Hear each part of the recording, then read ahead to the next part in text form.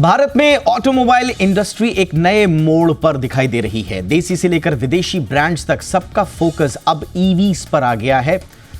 मारुति जैसे दिग्गज कंपनी ने अपनी पहली इलेक्ट्रिक कार लॉन्च की है, तो दूसरी कंपनियों ने भी ईवी के कई मॉडल्स ऑटो एक्सपो 2025 में उतारे हैं। लेकिन क्या भारत वास्तव में इलेक्ट्रिक व्हीकल्स के लिए पूरी तरह से तैयार है? क्या हमारे पास पर्याप्त infrastructure, charging network, policy support और इंटेंट, क्या वो सब है जो इस क्रांति को सफल बना सकता है? आज हम इसी विषय पर करेंगे विस्तार से चर्चा। मेरे साथ खास मेहमान होंगे। मेरा नाम है दीपक डोभाल, आप देख रहे हैं आपकी खबर आपका फायदा। पहले ये रिपोर्ट में लौट रहा हूं मेहमानों के साथ।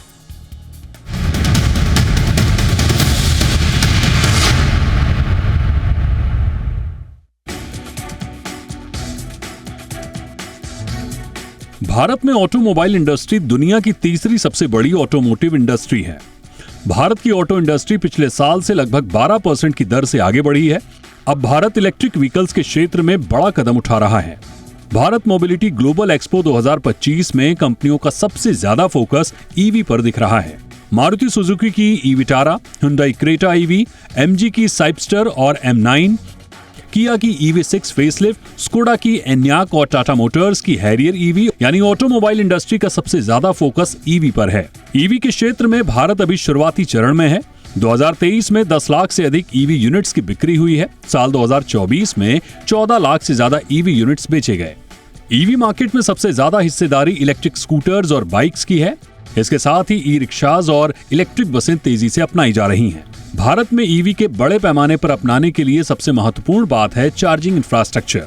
दिल्ली, मुंबई और बेंगलुरु जैसे शहरों में चार्जिंग स्टेशन की संख्या बढ़ रही है, जबकि रूरल और सेमी अर्बन में चार्जिंग नेटवर्क ना के बराबर है। भारत सरकार की ईवीज को बढ़ावा देने के लिए हर 25 किलोमीटर पर चार्जिंग स्टेशन बनाने की योजना है।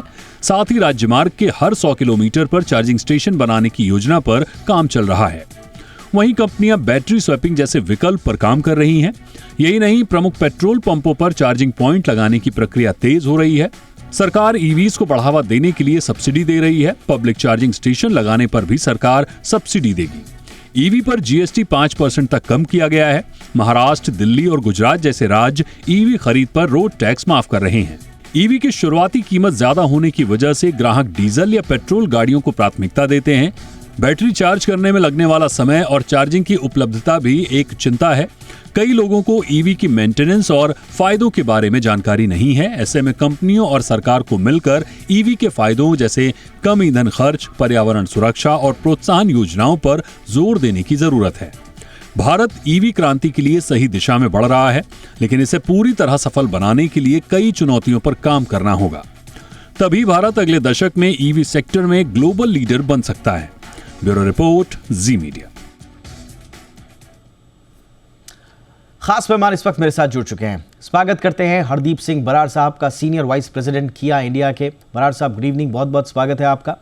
हमारे साथ हैं नवीन सोनी साहब, पूर्व प्रेसिडेंट लेक्सस इंडिया। बहुत बहुत स्वागत है सोनी साहब आपका हमारे शो पे। अवीक चट्टोपाध्याय हमारे साथ हैं, जाने माने auto expert. Chattopadhyay sir, good evening, बहुत बहुत स्वागत है आपका। और हमारे साथ हैं रजत गुप्ता साहब, बिजनेस हेड कमर्शियल मोबिलिटी के, टीवीएस मोटर्स के। आपका भी बहुत बहुत स्वागत है गुप्ता साहब। चर्चा की शुरुआत बराड़ साहब आपसे ही करना चाहेंगे। कैसा रिस्पांस मिल रहा है पहले तो ईवी सेगमेंट में आपको, और किस तरह की तैयारियां हैं आगे के लिए किया की? लॉन्च करी हैं 2022 के अंदर हमने EV6 को लॉन्च करा था, जिसका बहुत ही बढ़िया रिस्पांस रहा है। हालांकि गाड़ी की कीमत 65 लाख थी, लेकिन तब से लेके आज तक 28 महीने में हमने 1380 गाड़ी बेची है। और इसमें जो हमारा मार्केट शेयर रहा है 50 lakh plus premium and luxury EVs के अंदर, वो तकरीबन 20% है। इसके बाद हमने अभी लास्ट क्वार्टर में EV9 लॉन्च करा था। उसकी हम डिलीवरी इस मार्च से स्टार्ट करेंगे। उसमें भी कीमत गाड़ी की है 1,30,00,000, तकरीबन 20 बुकिंग्स है हमारे पास। तो कुल मिला के बहुत अच्छा रहा है। और मैं एक चीज बताना चाहूंगा कि ये जो दोनों गाड़ियां हैं, EV9 2024 की world car of the year है, और EV6 2023 में European car of the year, North American car of the year, Korean car of the year और Indian car of the year रही हैं। तो आप ये लगा लीजिए कि ये दोनों गाड़ियां वर्ल्ड में बेस्ट गाड़ियां मानी जाती हैं, जिसको हम इंडिया में लेके आए हैं। और यही जो डीएनए है इन दोनों गाड़ियों का, वो हमारी जो फ्यूचर में ईवीज आने वाली हैं, हम एक mass market EV second half of this year में लेके आ रहे हैं और एक और ईवी अगले साल के शुरू में लेके आएंगे। तो विद इन नेक्स्ट 1 ईयर हम 2 मास मार्केट ईवीज लेके आएंगे और जो हमारी world car of the years हैं दोनों EV6 और EV9, उसका डीएनए इन मास मार्केट गाड़ियों के अंदर जाएगा, जिसका हम रिस्पॉन्स शेयर करेंगे जब हम उनको लॉन्च करेंगे। All right, that's interesting. Soni साहब, बरार साहब जैसा बता रहे हैं कि जो वर्ल्ड टॉप कार्स हैं उनके ईवी वर्जन्स को उन्होंने इंडिया में उतारा है, और जैसा वो बता रहे हैं कि मास मार्केट ईवीज भी बहुत सारी वो उतारने वाले हैं। ये दिखाता है कि इंडस्ट्री को कॉन्फिडेंस तो है। इस कॉन्फिडेंस का आधार आपको क्या जस्टिफाइड नज़र आता है? क्योंकि आज भी हम बाहर जाते हैं, लोगों से बातचीत करते हैं, तो पहला सवाल तो यही होता है कि साहब चार्ज कहाँ करेंगे, कैसे करेंगे। अभी ये सवाल नहीं है। तो ये इंडस्ट्री का जो इतना कॉन्फिडेंस है, इसके पीछे का आधार क्या आप मानते हैं, सोनी साहब? So much. आपने जो इनिशियल पार्ट में बोला ना कि इन चार्जिंग इंफ्रास्ट्रक्चर हो, चार्जिंग टाइम हो, ये अभी भी चैलेंजेस हैं इंडस्ट्री के लिए। लेकिन सबसे बड़ा कॉन्फिडेंस जो एक मैन्युफैक्चरर को चाहिए होता है वो है long term policy stable support. वो आपने बोला था पॉलिसी इंटेंट के मामले में गवर्नमेंट ऑफ इंडिया की तरफ से बहुत ही क्लियर, बहुत ही लाउड, बहुत ही लॉन्ग टर्म के लिए कमिटमेंट है। अगर आपने प्राइम मिनिस्टर की स्पीच सुनी है ऑटो एग्जीबिशन के लिए, तो वहां पे भी उन्होंने क्लियरली फोकस किया है कि अभी पॉलिसीज आगे जो चल के आने वाली हैं वो भी ईवीज को ही सपोर्ट करने वाली हैं। तो गवर्नमेंट ने वेरी क्लियरली एक मैंडेट को प्रिस्क्राइब कर दिया है कि वो इस दिशा में चल पड़ी है, क्योंकि उनका इंटेंशन जो है वो जो रिड्यूस करना चाहते हैं कार्बन फुटप्रिंट को और फ्यूल इंपोर्ट बिल को। ये दोनों को चीजों को के लिए ये ईवी का जो सपोर्ट ये जो दिया जा रहा है काफी हेल्पफुल रहेगा। 2 व्हीलर्स हो, 3 व्हीलर्स हो, उसमें आपने क्लियरली आपके वीडियो में भी बोला गया था कि ग्रोथ हुई है। और जैसे मेरे कलीग ने बताया कि उनकी जो 50 लाख के ऊपर की जो गाड़ियां हैं जो लग्जरी सेगमेंट में ज्यादा करके आती हैं, उसमें भी क्योंकि चार्जिंग इंफ्रास्ट्रक्चर की इतनी डिपेंडेंस नहीं है, लोग घर में ही चार्ज कर लेते हैं, उनके पास में फैसिलिटी होती है। तो इसके चलते हुए कस्टमर भी आज कुछ सेगमेंट का, मास मार्केट का अभी भी सोचता है, जो आप कहते हैं कि पूछता है कि क्या साहब मैं चार्ज कर पाऊंगा, क्या मैं इसको लॉन्ग डिस्टेंस के लिए ले जा पाऊंगा, ये उसके दिमाग में अभी भी डाउट है। लेकिन ये चीज क्लियर है कि फ्यूचर जो है इस टाइप की टेक्नोलॉजीज के लिए बहुत ही अग्रसर है, और गवर्नमेंट ऑफ इंडिया का जो सपोर्ट है ये मेरे हिसाब से एक मेन मोटिवेटर रहा है मैन्युफैक्चरर्स को आगे बढ़ने के लिए। Absolutely sir. रजत गुप्ता साहब भी हमारे साथ हैं, क्योंकि हमने कार सेगमेंट में 4 व्हीलर में तो बात कर ली, 2 व्हीलर में भी ज़रा देख लेते हैं कि टीवीएस मोटर की क्या तैयारी। गुप्ता साहब बताइए, आप लोग किस उम्मीदों के साथ उतरे हैं ईवी सेक्टर में? आप लोग भी कुछ नए लॉन्चेस लेकर आए हैं, आपका कॉन्फिडेंस क्या कह रहा है? देखिए, भारत में अर्बन मोबिलिटी की रिक्वायरमेंट डे बाय डे बढ़ती जा रही है, और ये बहुत ही क्रिटिकल टाइम है, जबकि हमारी एडेप्शन, ईवी की एडेप्शन जो पैसेंजर सेगमेंट में है वो करीब 23% पहुंच चुकी है, 22 से 23%, और जो कि लास्ट मंथ 27% तक पहुंच गई है। ये सपोर्ट कर रहा है गवर्नमेंट पॉलिसीज भी। I would be very thankful to the government for supporting this. EV segment में हमारा आना बहुत ही लाजम था, और इसी को ध्यान में रखते हुए हम इस ईवी सेगमेंट में आए हैं, और ये हमारा पहला प्रोडक्ट है जो टीवीएस किंग ईवी मैक्स आज लॉन्च हुआ है। All right, congratulations sir on your new launch। और अगेन अभिक सर, बिल्कुल कॉन्फिडेंट दिख रही है इंडस्ट्री, और ऐसा लग रहा है कि बिल्कुल भविष्य की राह, जो प्रोजेक्शंस हैं, जो ट्रैजेक्टरी है, उसको लेकर काफ़ी आश्वस्त हैं। लेकिन पैसेंजर पॉइंट ऑफ व्यू से क्या आप आश्वस्त हैं कि ईवी के लिए वो माहौल बन चुका है, या अभी भी चैलेंजेस आप देख रहे हैं सर? देखो, किसी भी नए टेक्नोलॉजी में चैलेंजेस तो रहेंगे, ठीक है, और टेक्नोलॉजी भी अपने आप भी इम्प्रूव करता रहेगा, जो ऑपरेटिंग कंडीशंस है उसके लिए ज़्यादा रेलेवेंट होता रहेगा। वो तो नेचुरल है, वो एक्सपेक्टेड है। लेकिन जो ग्रोथ, जो ट्रेजेक्टरीज़ हैं, जो पॉजिटिव ग्रोथ ट्रेजेक्टरीज़ है, सबसे पॉजिटिव है कि कमर्शियल व्हीकल एप्लीकेशंस में ईवी का अडॉप्शन बहुत फास्ट हो रहा है, और ये मेरे लिए सबसे इनकरेजिंग है, क्योंकि कमर्शियल व्हीकल फ्लीट जो है वो जितना जल्दी इलेक्ट्रिक हो जाए वो उनके लिए भी अच्छा है, क्योंकि सस्टेनेबल है, प्रॉफिटेबल है, और पूरे मैं बोलूँगा मोबिलिटी इकोसिस्टम के लिए भी अच्छा है। At the same time passenger vehicle, मतलब इंडिविजुअल पैसेंजर व्हीकल मोबिलिटी में, मतलब स्पेशली 4 व्हीलर्स में अगर उतना एडॉप्शन उतना ज़्यादा ना भी हो, तो मैं तो कहूँगा ज़्यादा फ़र्क पड़ता नहीं है। लेकिन एट द सेम टाइम मतलब अगर कोई भी इंडिविजुअल बायर हो, उसकी वो भी देख रहा है कि मेरे चारों तरफ अगर लोग इलेक्ट्रिक गाड़ियाँ ले रहे हैं तो ऑब्वियसली उनके एक्सपीरियंसेस पूछेगा, उनके एक्सपीरियंसेस पॉजिटिव होंगे तो वो भी खरीदेंगे ईवीज़। जैसे हरदीप बोल रहा था कि उनकी ईवीज़ 50 लाख से ऊपर की ईवीज़ बिक रही हैं, लोग खरीद रहे हैं। सोनी साहब ने बोला कि वो अपने घर में चार्ज करते हैं, करेक्ट, लेकिन फिर भी जो पहले जो आज से 2 साल पहले जो एक एंग्जाइटी थी, वो एंग्जाइटी शायद अभी नहीं रही है। लास्टली मैं एक पॉइंट बोलूँगा, गवर्नमेंट बहुत सारी पॉलिसीज़ ला रही है, लाएगी और पॉलिसीज़। मेरा दरख्वास्त यही होगा गवर्नमेंट से कि आप पब्लिक ट्रांसपोर्ट पे बहुत ज़्यादा फोकस करें, स्पेशली बसेस पे, वैन्स पे, टैक्सी फ्लीट्स पे फोकस करें। और मैं तो बोलूँगा कि वहाँ पे आप इनके लिए जो जीएसटी है आप ज़ीरो कर दीजिए।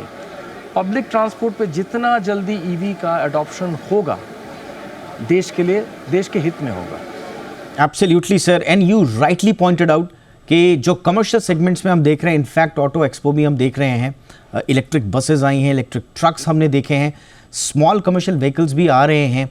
तो कुल मिला के इलेक्ट्रिक बसेस और इलेक्ट्रिक ट्रक्स का और अच्छा खासा अटेंशन भी मिला है इनको। एंड ये शो करता है कि भारत में आउटलुक काफ़ी पॉजिटिव लोग देख रहे हैं। और जैसा आपने कहा कि भारत को तो येन केन प्रकारेण अंततो गत्वा आपको पब्लिक मोबिलिटी पर ध्यान देना ही होगा, और इसके लिए ये सारी तैयारी हमारे पास अभी से है। एक छोटे से ब्रेक ले रुकते हैं, ब्रेक के उस पार थोड़ा और चर्चा को आगे बढ़ाएंगे, कुछ और सवाल लेंगे ईवी से जुड़े हुए। हम कितने तैयार हैं, क्या क्या चुनौतियां, कौन कौन सी बाधाएं और कितनी तैयारी, ब्रेक के बाद।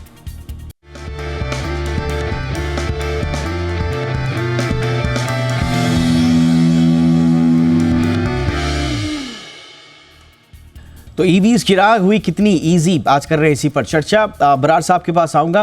बरार साहब, कुछ चैलेंजेस आपको भी नज़र आए होंगे अपनी इस जर्नी में। आप लोग किस तरह के अभी प्रॉब्लम्स या चैलेंजेस देख रहे हैं ईवी इंफ्रास्ट्रक्चर के अडॉप्शन में? देखिए, अभी अगर हम सिटी के अंदर देखते हैं तो सिटी के अंदर लोग अपनी इलेक्ट्रिक गाड़ी को रात को चार्ज करते हैं, दिन में चलाते हैं 50-100 किलोमीटर, तो कोई दिक्कत नहीं है। लेकिन जब लोग हाईवे पे जाते हैं तो उनकी एक्सपेक्टेशन होती है कि कम से कम 300-350 किलोमीटर की रेंज होनी चाहिए, जो कि आज के दिन में जो मास मार्केट गाड़ियां हैं उनकी रेंज इतनी नहीं है। क्लेम करते हैं तकरीबन 300 के आसपास, बट जब वो हाईवे पे हाई स्पीड पे गाड़ी चलती है तो एक्चुअल स्पीड जो उसकी आती है, एक्चुअल रेंज जो आती है वो 200 या उससे कम आती है। तो हमें हाईवेज के ऊपर इंफ्रास्ट्रक्चर की जरूरत है। और वहां पे भी जब हम ब्रेक लेते हैं तो तकरीबन हम ब्रेक लेते हैं 20 मिनट, आधा घंटा, लेकिन जो हमारे चार्जर्स हाईवेज के ऊपर हैं वो फास्ट चार्जर नहीं है। तो हमें जरूरत है हाईवेज के ऊपर फास्ट चार्जर की, ताकि अगर कस्टमर रुक के थोड़ी देर अपना चाय नाश्ता करता है तो 20 से 30 मिनट के अंदर उसकी गाड़ी काफी चार्ज हो जाए। तो हाईवेज के ऊपर चार्जिंग इंफ्रास्ट्रक्चर की बहुत ज्यादा जरूरत है, और इसमें गवर्नमेंट काफी सहयोग दे सकती है, काफी इन्वेस्ट कर सकती है, जिससे कि ईवी को और फर्दर बूस्ट मिलेगा। एब्सोल्युटली सोनी साहब, बिल्कुल सही ऑब्जर्वेशंस हैं बरार साहब के। और इसीलिए जो रेंज एंग्जाइटी हम देखते हैं आम कम्यूटर्स में कि भाई कितना ले जाएंगे, हम ले तो लेंगे ईवी लेकिन कहाँ तक ले जा पाएंगे, ये रेंज एंग्जाइटी है। थोड़ा सा कैसे इसको ठीक किया जा सकता है, और जितनी स्पीड से काम हो रहा है उससे आप संतुष्ट हैं? देखिए, इसमें दो चीजें हैं। मैं फिर रिपीट करूंगा, 2 व्हीलर्स और 3 व्हीलर्स की जो बात करी आपने शुरू में, वो बहुत इंपॉर्टेंट है। क्यों ये सेगमेंट ने ईवी को अडॉप्ट जल्दी किया, उसको आप समझने की कोशिश कीजिए। उस आदमी के दिमाग में रेंज एंग्जाइटी नहीं है। मेरे घर के पास में अगर आप देखें तो वो जो बैटरी स्वैपिंग स्टेशंस हैं वो एक तरह से पेट्रोल स्टेशंस हो गए हैं उन लोगों के लिए। सुबह जो आपके घर में खाना डिलीवरी करने आते हैं, जो भी आते हैं, मोस्टली देल बी ड्राइविंग, वो अपनी ईवी चलाएंगे, लेकिन उसको कभी रेंज एंग्जाइटी नहीं होती, बिकॉज उसको मालूम है जैसे रेंज खत्म होगी जाके बैटरी चेंज करा लेता है वो। तो स्मॉल डिस्टेंसेस के लिए ईवी हमेशा प्रिवेल करेगी।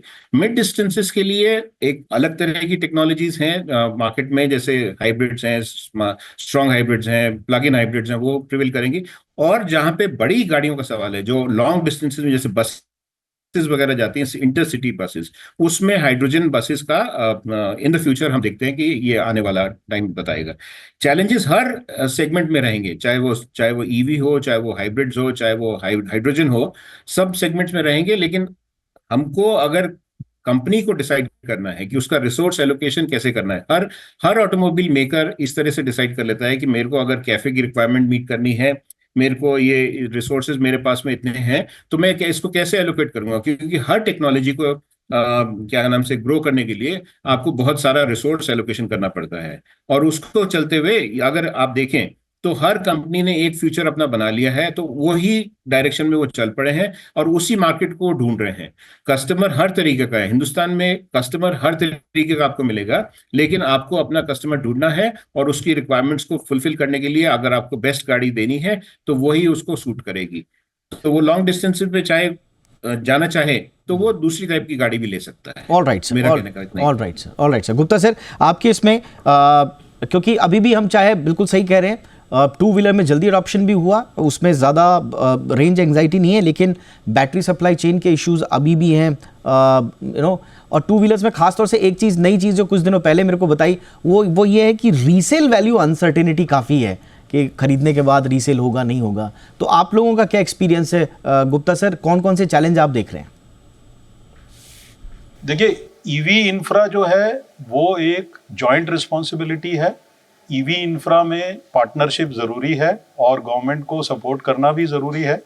जैसे जैसे सपोर्ट मिलेगी, पार्टनरशिप आती जाएंगी, ईवी इंफ्रा बढ़ता जाएगा। ईवी इंफ्रा में सबसे इम्पॉर्टेंट है चार्जिंग इंफ्रास्ट्रक्चर। वैसे हमारा जो प्रोडक्ट है वो होम चार्जिंग सॉल्यूशन है, घर के 16 एम्पियर सॉकेट में ये आराम से चार्ज हो सकता है। लेकिन जिस हिसाब से ईवी अडॉप्शन बढ़ रही है और ईवी के प्रोडक्ट आ रहे हैं, charging infrastructure I would say is a joint responsibility. So हर एक को पार्टिसिपेट करना पड़ेगा और मेरा ये मानना है कि आने वाले टाइम में इसमें बहुत ज़्यादा डेवलपमेंट होगी। ऑल राइट, अभी सर अब सीधा हमारे सवाल काफ़ी पूछ रहे हैं लोग कि अवीक सर से पूछ लीजिए कौन सी ईवी अभी बेस्ट है लेनी फोर व्हीलर में, तो कुछ सजेस्ट कर पाएंगे सर? देखिए, फोर व्हीलर्स में मैं तो बोलूँगा कि अभी नेक्सॉन ईवी, हर एक प्राइस बैंड में एक ईवी है जो कि अच्छा है। तो नेक्सॉन ईवी अच्छा है। एमजी ने नया लॉन्च किया है विंडसर, वो तो मैं जब भी सड़क पे आजकल निकलता हूँ, मैं चारों तरफ विंडसर को देखता हूँ, तो ऑब्वियसली लोगों को उसकी स्टाइलिंग और उसका पूरा पैकेज बहुत अच्छा लगा है, तो वो भी एक बहुत स्ट्रॉन्ग ईवी है। हायर सेगमेंट्स में जाएंगे तो जैसे हरदीप ने बोला किया का है, और अभी मारुति ने ई विटारा लॉन्च किया है और ह्यूंडई ने भी ई क्रेटा लॉन्च किया है। तो ये पूरा सेगमेंट जो है इट इज़ रियली हॉटिंग अप। तो कस्टमर ज़रा वेट करें। मैं अगर किसी को अभी ईवी खरीदना है तो मैं बोलूँगा कि आप ज़रा 6 महीने वेट कीजिए। आप देखिए कि मार्केट किस तरीके से जाता है। ये जो गाड़ियाँ जो अभी जो अनाउंस हुई हैं, जब लॉन्च होंगी तो उसके साथ कंपनीज किस टाइप का सपोर्ट देंगे आपको, क्योंकि आपने कुछ मुद्दे बहुत सही उठाए हैं कि गाड़ी का रीसेल वैल्यू, उसके साथ मैं बोलूँगा गाड़ी का सर्विसेबिलिटी, गाड़ी का